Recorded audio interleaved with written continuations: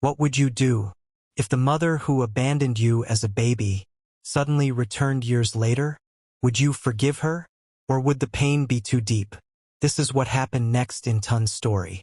That night, the traveling woman could not sleep. She sat outside her hut, staring at the moon. Finally, she went to see Mama Saad. The old woman looked at her carefully. "Why have you come to this village?" Mama Saad asked. The stranger fell to her knees. Tears rolled down her cheeks, and with a shaking voice, she said, "I came for my son." Mama Saada's eyes widened. The woman pointed toward the mango tree near the well.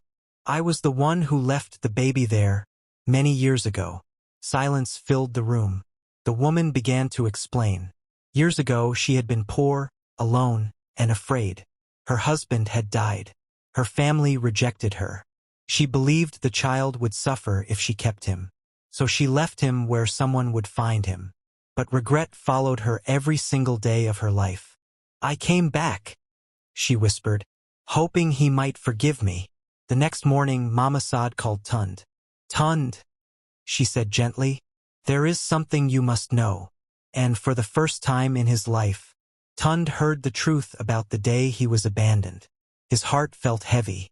He walked slowly toward the woman. She could barely lift her head to look at him. "I am your mother," she said quietly. The village held its breath. No one spoke. Everyone waited for Tunde's answer. Tunde looked at the woman for a long time.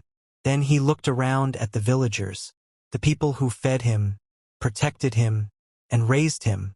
Finally he spoke. "You may have given birth to me, but these people gave me a life." The woman began to cry. But then Tunde did something no one expected. He stepped forward and gently helped her stand up.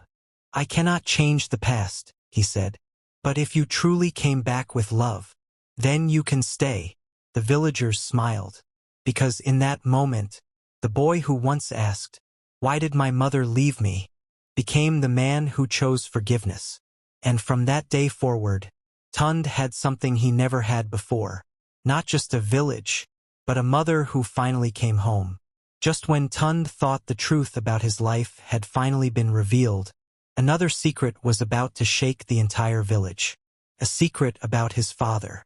A few weeks after Tunde accepted his mother back into the village, another stranger arrived. This time, it was a wealthy man traveling with guards. He asked a strange question to the villagers. "Is there a young man here named Tunde?" The villagers became suspicious. "How do you know that name?" they asked. When Tunde's mother saw the man, her face turned pale. Her hands began to shake. Tunde noticed immediately. "Mother, do you know him?" he asked. She remained silent. Finally, the man spoke. "I have been searching for this boy for 20 years. The entire village gathered. Then he said something that shocked everyone. "Tunde, I am your father." Gasps filled the air. But the story became even stranger. The man explained that many years ago, he was the chief's son from a powerful neighboring kingdom. When his family discovered he had a child with a poor village woman, they forced them apart.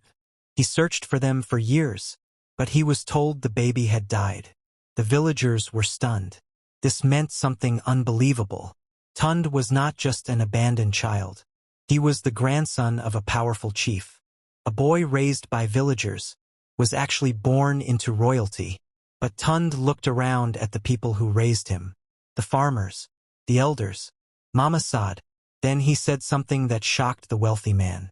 "I may have been born in a palace, but my true home will always be this village." The villagers cheered, because the abandoned baby under the mango tree had grown into a man whose heart was greater than any throne.